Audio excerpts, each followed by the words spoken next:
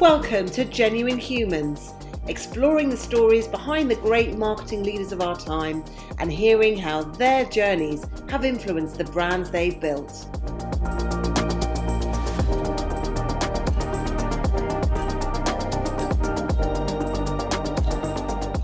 Brought to you by The Social Element, here are our hosts, Tamara Littleton, CEO and founder, and Wendy Christie, Chief People Officer.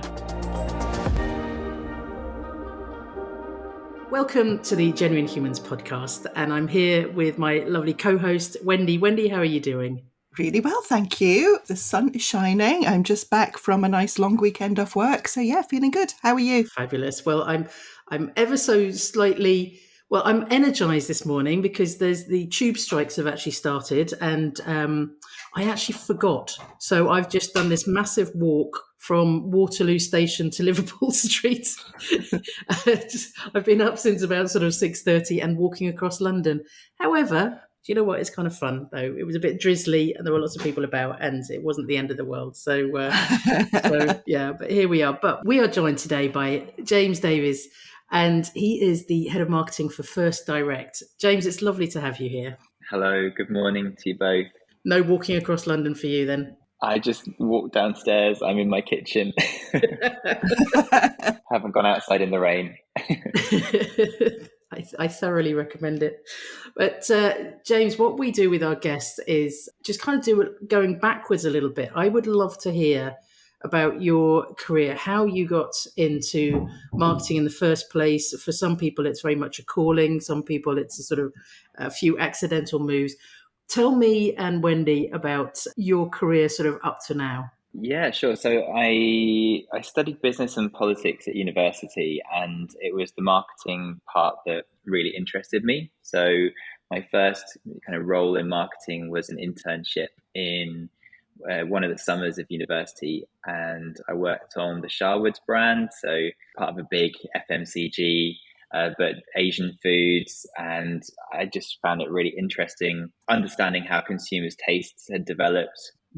Some of the differences between, our taste in the UK around Indian food was developed by people moving to the UK and establishing restaurants here, whereas by contrast, our taste on Thai food was developed by people going on holiday there.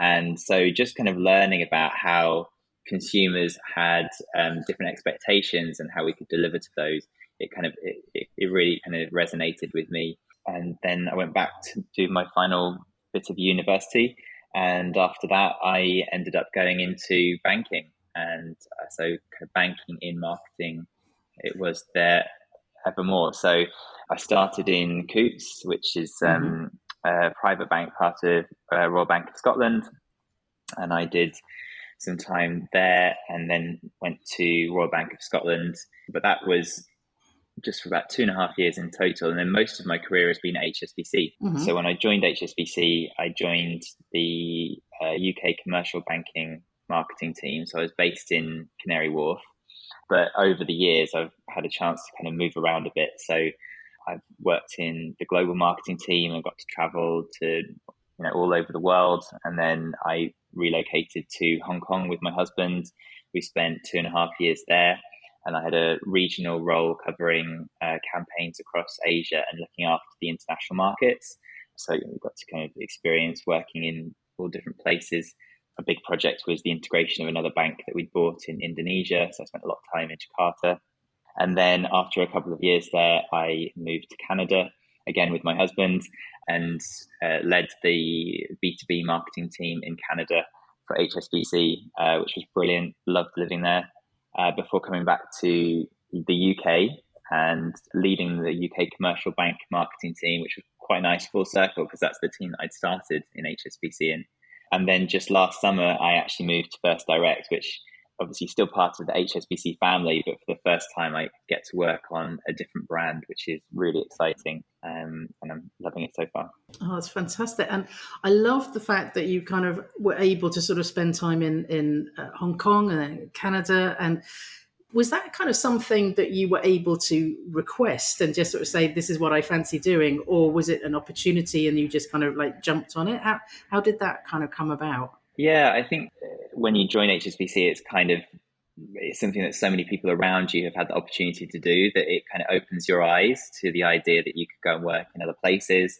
I think for some people, it's one of the reasons why they want to come and work at HSBC, for those opportunities to go and experience working in a different culture.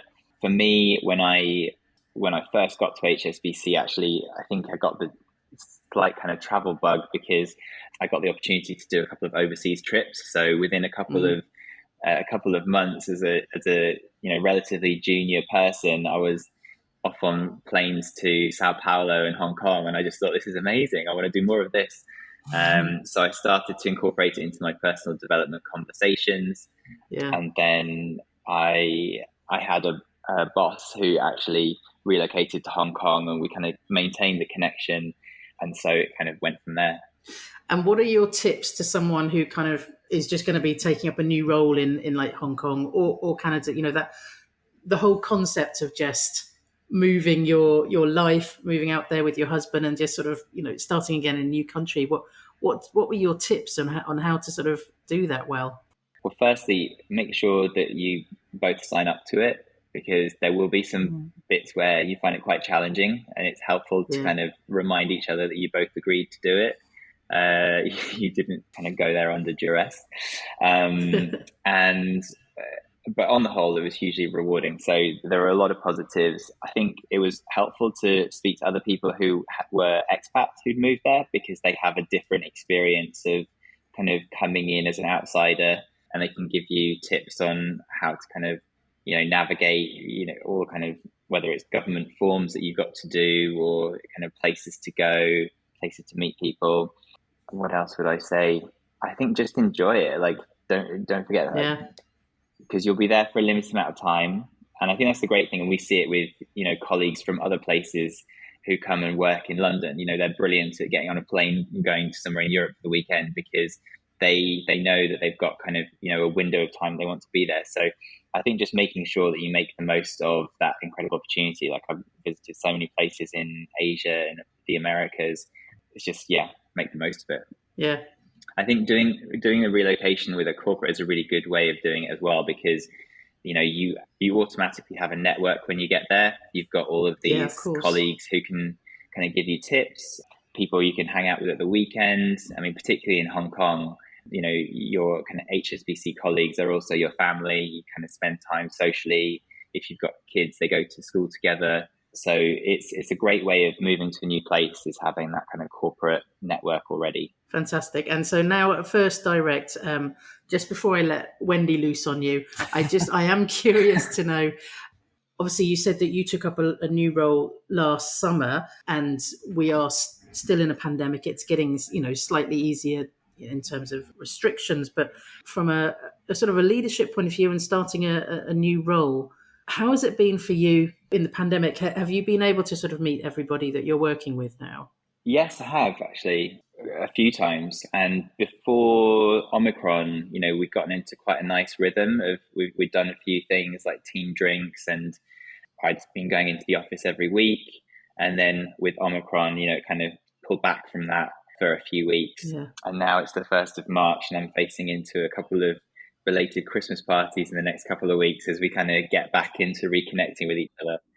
So I think probably because it was the tail end of it has been easier, because we have had those chances to reconnect. Yeah. I think what we've all really noticed is just how much you need to have that kind of face-to-face connection. You can do some of it online, but you really want to have some of that time kind of in a room together. Definitely. It's almost like just kind of recharging, isn't it? You sort of, and even if you sort of connect with people, it can almost last, a month or something like that. But it is important to just have that sort of reconnection and have a bit of food with someone. That's what I always say. I just want to have food with people.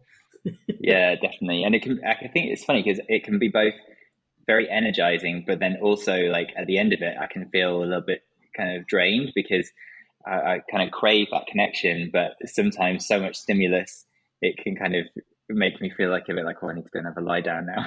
Not used to it, maybe. Overtired. Yeah. James, you'll know if you've been able to listen to other episodes of our podcast, I get a bit nosy about people's childhoods. So I'm really interested in learning about how people were as kids, how that has influenced where they end up as adults, or even if it does, it maybe doesn't for all of us. So what were you like as a child? Yeah, so I had to think about this a little bit. I'm the first child and the eldest child, but I was also the first grandchild on both sides and the first either niece or nephew to all of my aunts and uncles. So I was the golden child. I probably still am in many ways in terms of, I was pretty well behaved. I think a lot of kind of doting on me because I was the only child for a while. And I think I probably ended up with a bit of that first child syndrome, kind of feeling like I had to live up to those expectations. So I think I probably am a bit of a stickler for the rules and want to kind of please people. And I think part of that comes from kind of being that first child. And I think it took me up until I was much older to start thinking about kind of doing things for myself rather than to please other people. So has that shaped how you are now, do you think? Yeah, I think so. Yeah, I think I still want to make my parents proud. And, I think I see that in other people who are kind of the first child. They tend to kind of not break the mold so much. And then the second child, like in my case, my brother, will kind of carve out his own path. It's just it's the nature of being the eldest child. Yeah, I think it probably has affected, how I want to then make people proud in my work life as well. I want to do a good job by my boss or, make my team proud. So yeah, it's kind of what I've grown up to be as well. And you were saying at university you studied business and politics. Is that something you'd wanted to do for a long time, or when you were a kid, were there other jobs that you fancied doing when you grew up? Yeah, so actually my first career aspiration, I wanted to be a bin man because I had seen out the window that they got to ride on the back of the truck and I thought that looked like great fun. So I kind of declared that as my intent at about the age of 3 years old. And Fantastic. Then I went through many other kind of professions. I was a bit kind of fickle, flicking around. But actually, I was just thinking about this and how I ended up in financial services because I was an avid letter writer when I was growing up. And about a year ago, I found a letter that I'd written to my grandmother. She kept all of the letters that I wrote. And in this letter, I was writing to her about the fact that she'd given me some money as a gift. And I was writing to her to say that I had opened an account with a building society because I had realized that when they demutualized, they gave some money back to their members. So I think that was probably about the age of 10. And I had already kind of like started Brilliant. to look at how the financial system worked and was fascinated by banks and building societies and personal finance. So I think there was probably always this kind of destiny that I would end up working in a bank. Well, I think it sounds like, first child, first grandchild, first niece, nephew. It was probably inevitable that you'd end up at First Direct. Yes, I hadn't thought of that, but yeah, very on brand. And thinking about all the people that you've worked with over the years or studied with or were at school with or part of your family, who've the people the genuine humans who've really influenced you? Yeah, so I mean, sticking on first, my first line manager when I joined Coots was a lady called Jenny Clark, and she had a wicked sense of humor, but was also incredibly level-headed and caring. And she had a very busy job, a lot going on, a lot of kind of managing both the marketing, but also the regulatory side of things. So it was quite high stress, but she was just so level-headed about everything. And I remember when I was going on holiday and stressing about my work not progressing, she would remind me that the bank had survived 3 centuries and it could probably survive me going on holiday for a week. That's so a real leveler, isn't it? She put me at ease, but also kind of remind me of my place in the world, which I think it was quite helpful. And she also used to bake at the weekends and then bring in these cakes and write these long emails about this alter ego called Marjorie, who'd actually been up to all kinds of escapades and have the whole office in fits of laughter. So I think I just learned that you could do a very serious job and have a lot of responsibility, but still not take life too seriously, which I think was a valuable lesson. And one expression that always I say to people, and I always remember it because she taught me it, is assumption is the mother of all F-ups. I'm not sure if we're allowed to swear on here, but I think you know what I mean. That's fine. It's fine. And I think it's such a truism, and it's something that I always have her voice in my ear. So she really had an impact on me, and I have very fond memories of working with her. And the other person who I have to say is Trisha Weiner, who I think you may know. I think she's pretty well known in the marketing world. Yes. And she was my boss in multiple roles in the UK, Hong Kong, Canada, and then back in the UK. Anyone who knows her, hugely inspiring, magnetic personality. She really drove a lot of impact in terms of the customer agenda in HSBC. And in terms of the impact on me, she gave me lots of development opportunities, supported my desire to do more with the LGBT plus employee resource group and on sustainability. She gave me career guidance, connected me with mentors, and she also gave me honest feedback about opportunities which maybe weren't aligned to my personal brand or aspirations. So, she's been a massive impact on my career, and we remain great friends. James, I just want to sort of dig in around what you were saying about being supported by HSBC, being part of the LGBTQ community, and having that platform. What has that meant for you personally? I think for me, the ability to be myself and to pursue something which really mattered to me was probably why I've stayed at HSBC longer than maybe otherwise, because I think you need to have more than just the day job in terms of your sense of personal purpose. And I think that the commitment to diversity and inclusion is part of kind of what people can connect with at HSBC as an employee or as a customer. We are a global organization. We believe in openness and being connected to the rest of the world, connected to each other. And so I just think it gave me I felt like it was an environment that I could do things which were important. So when I moved to Hong Kong, I joined the employee resource group Pride, and it was just really fulfilling because we had sponsorship from senior executives. One of them was Noel Quinn, who's now our group CEO, and we expanded the membership. We tripled the size of our membership. We were able to make changes to the experience for customers who are LGBT. We did quite a prominent campaign, raising the profile of Pride. So it was just really fulfilling because I was aligning my personal values, but also my passion for doing marketing and creativity. And I think that, there are pockets of that going on all over the place. Last week, HSBC in the UK had a really successful result on the Stonewall in terms of our ranking, also in terms of some kind of recognition. I think there were a number of different pieces of recognition. So that continues, and it's kind of something that we're seeing. There are people who are passionate about that all over the organization in different places, doing things which have a real positive impact.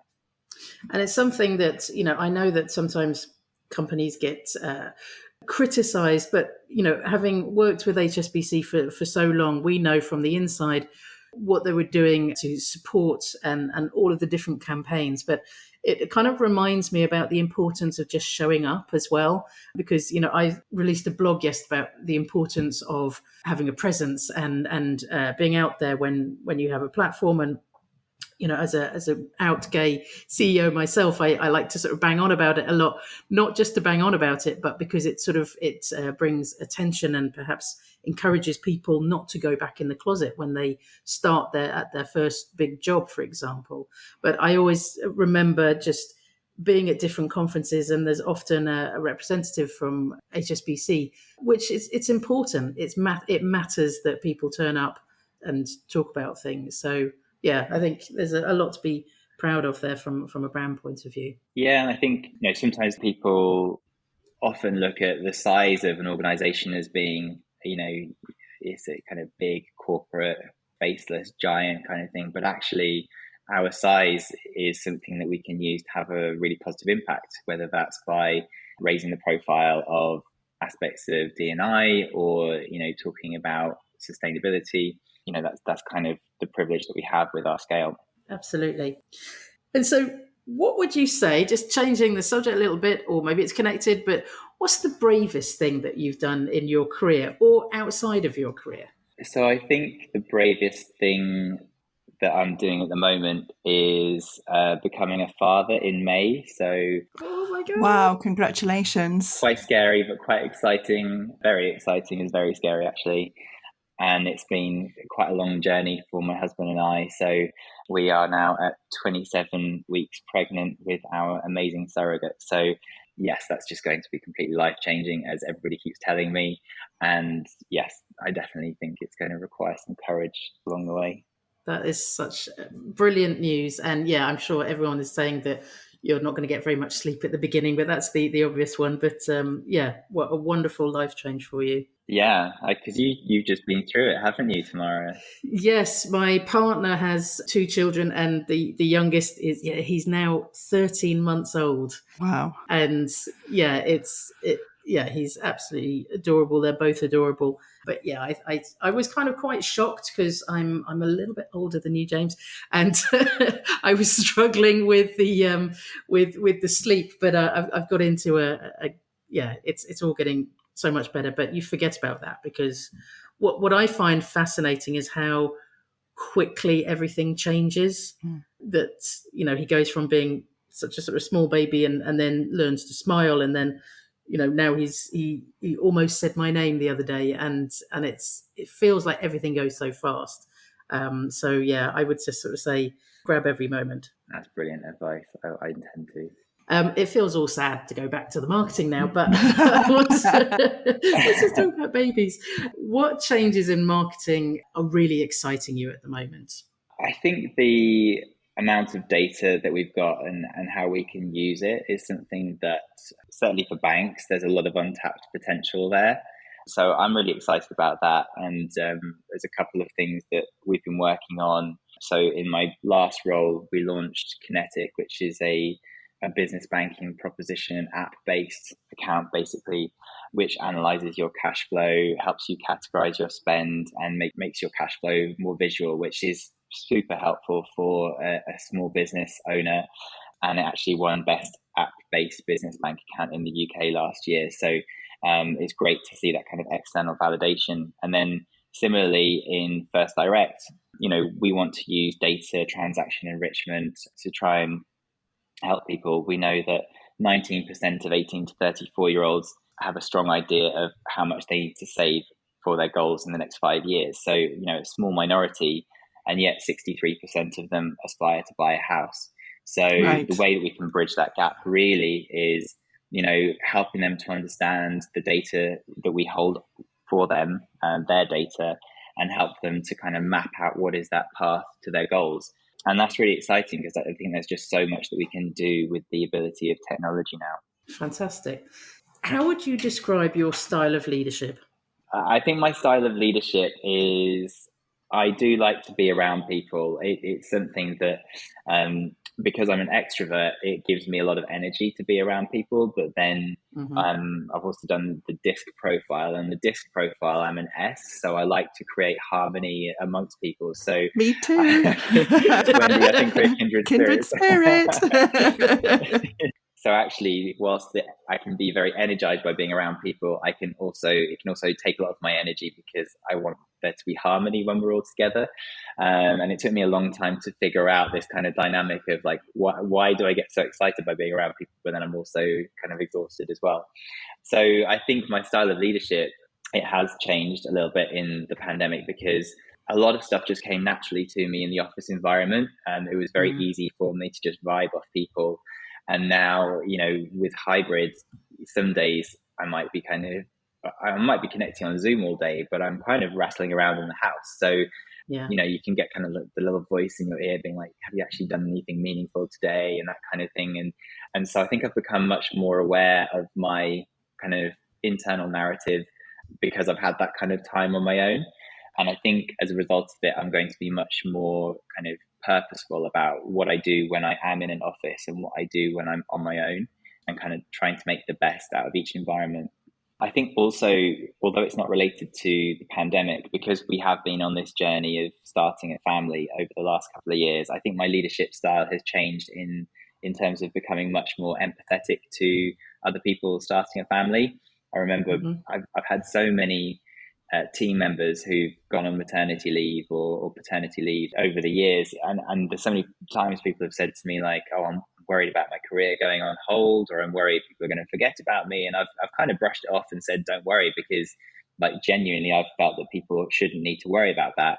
But actually, now I'm having some of those same feelings, and it's made me feel those are really real feelings that people are having. And whilst they shouldn't have to feel that way, I'm much more mindful of kind of acknowledging the existence of those feelings, and kind of recognizing what it feels like to be in that situation. Yeah, it's great to have that empathy, isn't it? To sort of think about, and I think over the last couple of years, we've all had to sort of think so differently. If there's been one sort of positive, I suppose, is that we've all got more access to people's homes without that sounding weird, but we all understand what's going on at home more because it's more visible in video calls, and perhaps that sort of connection with how difficult it is in trying to sort of juggle children and families and work. But yeah, you're absolutely right. That awareness of perhaps falling off the career ladder a little bit when you go away for a long period, and as leaders, how important it is to be inclusive and make sure that people feel connected back to the company when they come back. Yeah, absolutely. And keeping in touch with them and kind of having a conversation about how much you want to stay connected or not when you kind of embark on that. So we're on the home straight now. We're coming on to the bit of the podcast. I'm going to get all. I feel like I'm very nosy in these podcasts, so apologies if that's the case. So we'll just have some quick fire personal questions, if that's okay. So obviously your weekends are going to change in a couple of months' time, but for the moment, what's your idea of the perfect weekend? So my perfect weekend, because I have this combination of wanting social interaction plus then also needing to have some kind of quiet time. Actually, I think that the perfect weekend is probably like the one that I've just had. So Saturday night, we had our first dinner party hosting in our new house.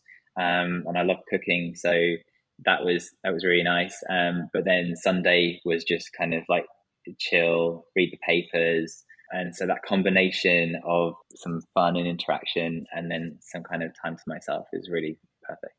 I think having that self-awareness and it feels like we were I know we've obviously got the same disc style we were saying, but I think that really helped me to think about that kind of thing as well. And I think it does help you to plan your outside work stuff as well. That sounds perfect to me as well, I must say. Any guilty pleasures? My guilty pleasure is probably the fact that I love watching The Real Housewives of pretty much all of the cities. So Beverly Hills is my favorite, but I watch quite a few of them. Have you got into Selling Sunset at all? Yes, I love that. Yeah, it's brilliant. I love it and too. Actually, so I just mentioned that we just moved into this new house, and I had to go in and pick up the keys from the estate agent on the day we moved. And I'd only been dealing with the estate agent, who is this really nice chap called Lee. And when I went in to pick up the keys, it was like Selling Sunset. He was literally surrounded by all of these glamorous ladies, and I was just like, "This is like selling Sunset, North London." They need to start recording it over here as soon as possible then. Yeah, well, maybe they're going to. Maybe that was a sneak preview. And what advice would you give to your teenage self? To be more accepting of who I am. I did struggle with self-acceptance, which is strange because actually nobody around me had a problem accepting who I was. And long after people had told me they'd accepted that I was gay, I kind of carried with me, harbored some kind of, it took me a bit of time to get there myself. And I kind of wish that I had the ability to go back and kind of tell myself that, to accept myself. And what is your personal superpower? My personal superpower is probably a combination of optimism and open-mindedness. I think it can get me through any situation. I think that it may be optimism in the extreme, and my husband is the opposite. So we probably balance each other out nicely. Like, he can inject a little bit of realism when I'm being overly optimistic. But certainly I find that optimism and open-mindedness have been hugely helpful in personal and professional life alike. Fantastic. And James, you mentioned that you love cooking as well, and you got your new kitchen. What's your favourite food? My favourite food is beef Wellington, Nice. but I haven't quite mastered it yet. So in lockdown, this was kind of every so often I would have a go at making this. So usually on my birthday and New Year, I will attempt it. and I'm just trying to get the right balance of cooking so you get the kind of the steak and the pastry cooked perfectly. But I haven't quite mastered it yet. And another kind of favorite is anything by Ottolenghi, which is Oh yes, Yotam Ottolenghi. He's got brilliant restaurants in London, and I love his cooking. I love the ingredients that he uses. So that was kind of what I was cooking on Saturday. I love his food. very impressive. Yum. And if Tamara and I had it in our power to gift you an extra hour each day, how would you spend it? So because our little boy is due in May, I would say that for the next 3 months, it would be extra Spanish lessons because we want to raise him to speak Spanish and English. And my husband's from Spain. And then I think after May, it would just be to have that extra time with him because I think, to the point that you made, Tamara, you've got to cherish those moments because they go so quickly. And how would your friends describe you? And is that the same as how you'd like them to describe you? I think they would describe me as passionate about what I do and with a strong moral compass. I've heard people say that about me. I do have a kind of strong sense of right and wrong, probably a little bit of that kind of first child rule compliant nature in me as well. And I think, kind. I think hopefully people would say I'm kind. And yeah, I think there's probably alignment between what they would say and what I would like them to say. And from our previous discussions, and obviously you've been to some of our lovely dinners, that I love a bit of karaoke. What is your karaoke go-to song? Are you a karaoke singer? Do you like a group one? Do you like solos? Or do you avoid it altogether? I do enjoy karaoke. I have never been invited back the second time to the same group of people with karaoke because I think I'm not very good. I would definitely murder whatever song, but I think after a few drinks, probably something by Mariah Carey would be my go-to. Although obviously with much less vocal range. Are you a hogger? Is this the real truth that you just hog it? I don't think I hog it. I think it's just such an unpleasant experience to listen to me singing. I actually used to be a choir boy, but it just kind of all went down the pan. And when I got older, I completely have no ability to sing whatsoever. Well, do you know what? I think it's all about the enjoyment. So I'll make sure that you do come to another one of ours. Brace yourself. James, this has been absolutely wonderful. Thank you so much. And before we end, I just want to give you the opportunity, if there's anything that we haven't asked you that you do want to sort of talk about, or if you have any sort of closing thoughts. I just think I've really enjoyed this experience. I think you get a bit of a chance to kind of reflect beforehand, and there are not that many times when you kind of get a task which gives you some kind of pause to reflect on yourself and things about you, and I think it's so valuable. So thanks for the opportunity, and I'd highly recommend it to anybody.